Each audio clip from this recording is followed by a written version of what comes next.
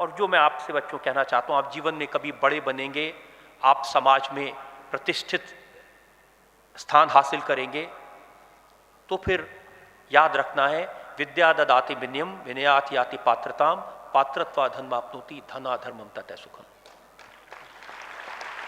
जितने भी बड़े बन जाओ, अहंकार नहीं आने देना, विनय हमारे मन में रहना चाहिए। हर रोज भगवान से प्रार्थना करना कि मन में कहीं अहंकार नहीं आ जाए। अगर हमें विनय मिला है, उसी से हमें सुख मिलेगा।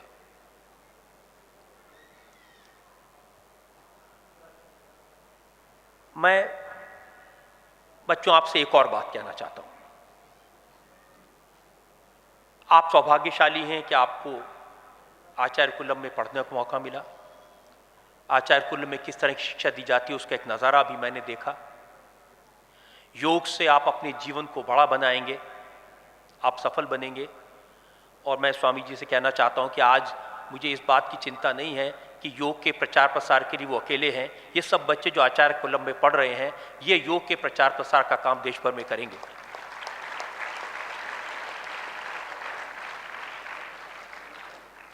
मैं आपसे एक निवेदन करना चाहता हूं, इससे पहले कि आप मुझे अपनी अदालत में खड़ा करें और मैं आपके सवालों के जवाब दूं।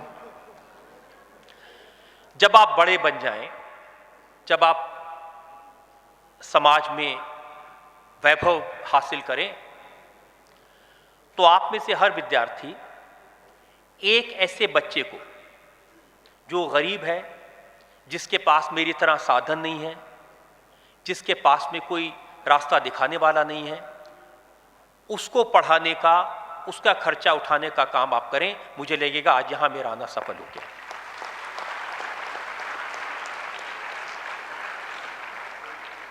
एक एक दिए से जिस तरह से रोशनी होती है, एक व्यक्ति किसी दूसरे का हाथ पकड़ेगा, एक ने किसी दूसरे को सहारा दिया, हम इस समाज को बदल सकते हैं। ये समाज वैभवशाली बने, ये समाज सशक्त बने, हम इस देश को दुनिया का सर्वशक्तिमान देश बनाएं, ये हम सब की इच्छा है। लेकिन वो कोई प्रधानमंत्री अकेले नहीं कर सकते, वो कोई स्वामी रामदेव अकेले नहीं कर सकते। हम सबको उसमें थोड़ा थोड़ा कंट्रीब्यूशन करना होगा, और मुझे लगता है कि इसकी शुरुआत हम सब लोग आज से करें।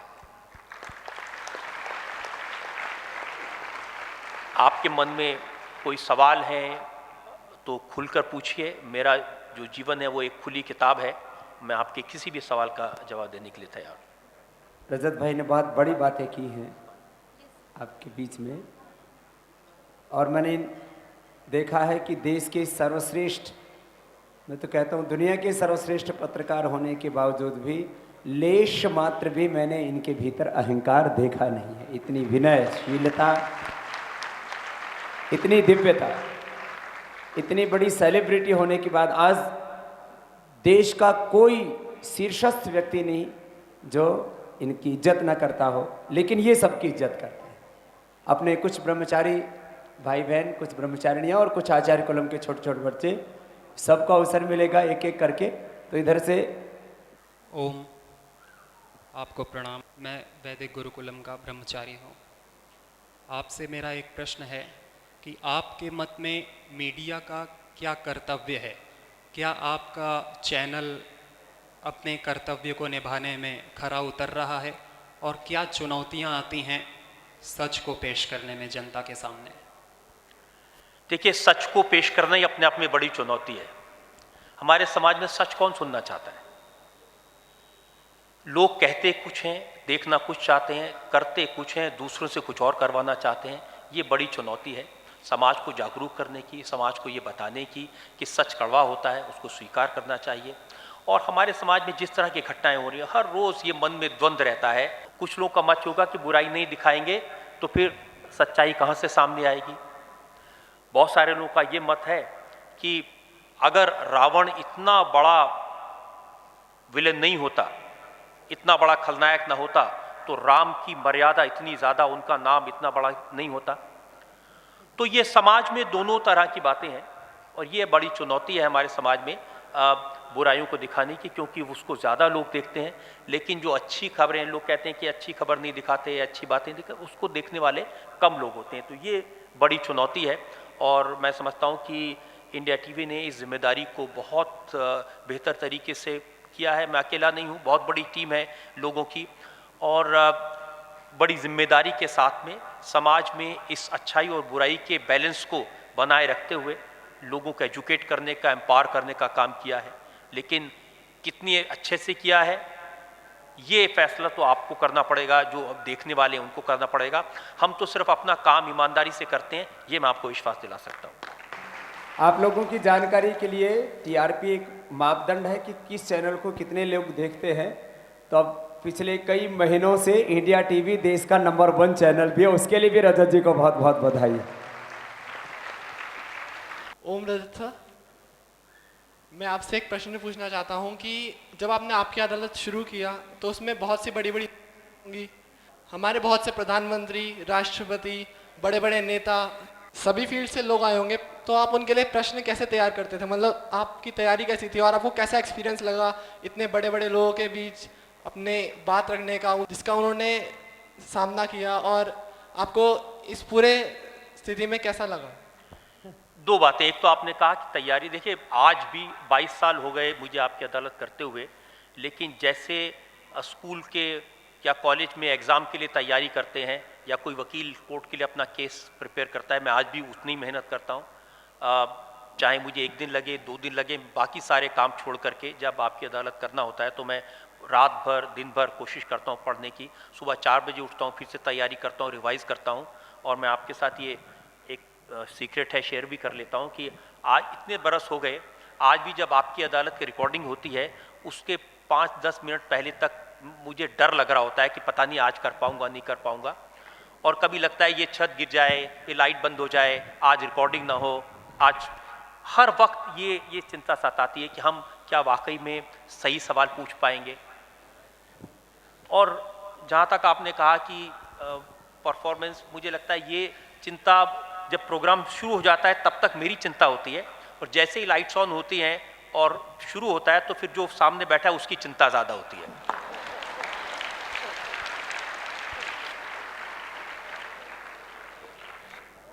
Om sir, my name is Meena. I am reading in Acharyakulam. So my question is, how much do you think the government should get involved in making sure about the well balance of media? First of all, I want to congratulate you. Your performance on stage was very good. Thank you you, were sir. really very good. Thank you, sir. Government should have no control over media. The way the government has independence, judiciary has independence in our constitution, media has also been recognized as the 4th pillar of democracy. And media should have an independent regulation, which we call self-regulation. Media should not be left free to do what they want to, but government of India should have no role to play. We believe in the democratic values, we believe in freedom of press, and that's why news broadcasters have decided, we have created a body which is called the News Broadcasting Standards Authority. It's a self-regulation and it looks into every complaint that the viewers have with the news channels. Sir, हम आपसे बहुत प्रभावित हैं और आपके show से भी बहुत प्रभावित हैं। मैं भी आपसे बहुत प्रभावित हूँ अभी। ओम नमस्ते। जब हम घर पे थे तो आपका शो देखा करते थे, बहुत ही अच्छा भी लगता था। आज जो प्रश्न मन में उठ रहा है वो ये है कि जब आप अपनी अदालत में किन्हीं 2 व्यक्तियों का चयन करते हैं तो उसके पीछे आपका नज़रिया क्या होता है? किस चीज़ को लक्ष्य बना के उन व्यक्तियों का चयन किया, और दूसरी बात, दूसरों तक क्या लाभ पहुँचे, ये आपके मन में क्या रहता है? ये दोनों सवालों का जवाब एक ही है। आपकी अदालत में कौन आएगा, इसका फैसला जनता के लेटर्स के दम पर, लोगों से जो हमें एसएमएस मिलते हैं, मेल मिलते हैं, उसके दम पर किया जाता है। लोग किसको देखना चाहते हैं, किससे सवाल पूछना चाहते हैं, ये प्राथमिकता होती है। और सवाल पूछते समय यही प्राथमिकता होती है कि जब कोई व्यक्ति आपकी अदालत में कटघरे में आकर बैठता है तो मैं उससे वो सवाल नहीं पूछता जो मैं एक एडिटर के तौर पर, जर्नलिस्ट के तौर पर पूछूंगा। मैं वो सवाल पूछता हूं जो आम आदमी पूछना चाहता है। जो देश की जनता के मन में होते हैं। मेरे मन में एक ही सवाल रहता है, इस व्यक्ति को अगर लोग सड़क पर मिल जाएं तो उससे क्या पूछना चाहेंगे? वो सवाल मैं लोगों की तरफ से पूछता हूं। मुझे लगता है यही आपकी अदालत की ताकत है, क्योंकि ये लोगों का शो है, ये मेरा शो नहीं है।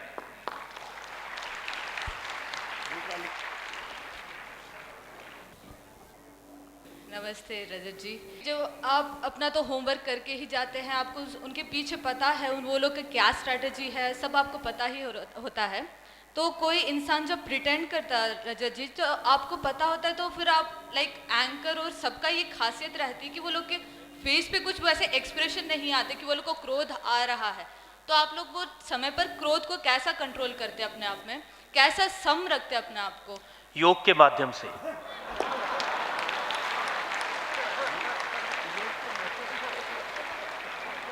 स्वामी रामदेव ने मुझे बहुत सारी योग विद्याएं सिखाई हैं।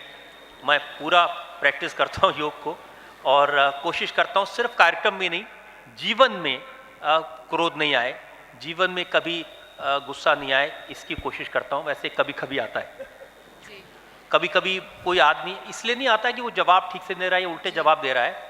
कोई आदमी जवाब नहीं दे रहा होता ना, तो बहुत गुस्सा, तो चुप बैठ जाते हैं, तो बड़ी मुश्किल होती है कि शो को आगे कैसे चलाएं। रजत जी, कई बार ऐसा भी तो होता है, आपको धमकी भी तो देते हैं कि उड़ा देंगे तभी होता है। ऐसा हुआ है कई बार, लोगों ने धमकी दी है, किसने कहा कि आपकी कार में बम रख देंगे, किसी ने किसी तरह से, अलग अलग तरह से धमकी देते हैं। लेकिन जब मैं सोचता हूं कि देश की जनता मेरे साथ है, लोगों की ताकत मेरे साथ है, तो फिर किसी से क्या डरना।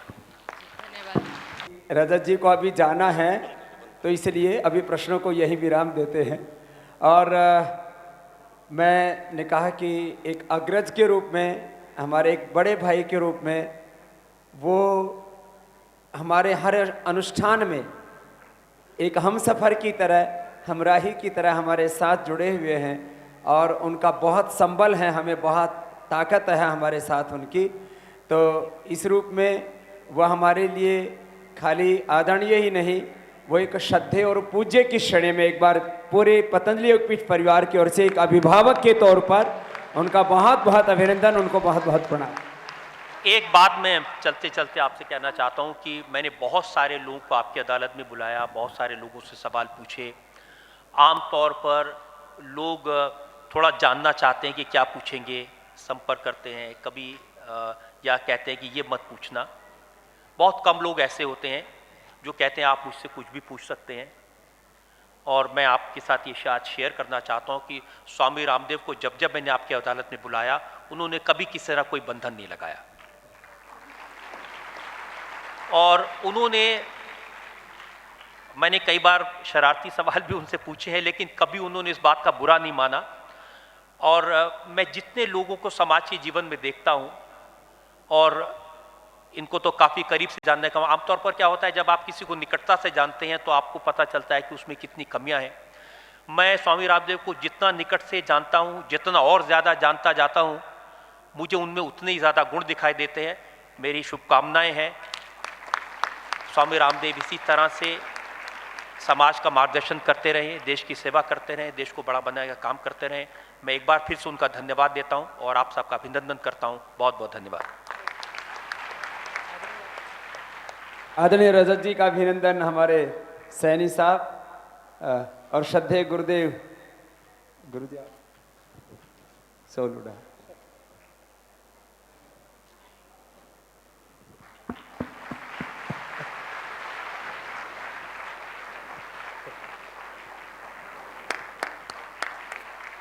अभी रजत जी को प्रस्थान करना, एक बार जोरदार करतल ध्वनि के बीच में।